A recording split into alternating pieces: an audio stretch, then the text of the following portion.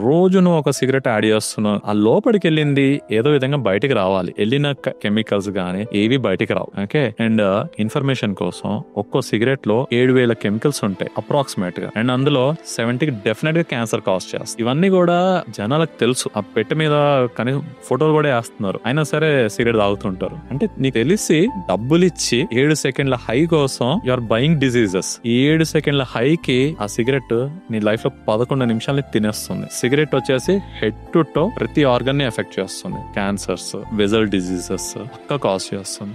అంటే కోరేను ఓడుకో డబ్బులు ఇచ్చి నువ్వు జబ్బులు తెచ్చుకుంటున్నావు. అండ్ ఈ జబ్బులకు వైద్యమా పోనీ మన కంట్రీలో ఫ్రీ కాదు. అండ్ ఫ్రీ అయిన గవర్నమెంట్ హాస్పిటల్స్ లో మనకి ఎలా ఉంటుందో మనకు తెలుసు. Most of the people can't even step in to government hospitals. ఇంక ఏది పరిస్థితి లేదు అన్నప్పుడే గవర్నమెంట్ హాస్పిటల్ వెళ్తాం. అండ్ వెళ్ళినప్పుడే మనం డిసైడ్ అవుతాం బయటకు వచ్చే ఛాన్సెస్ తక్కువ అనేసి. I'm not blaming anyone.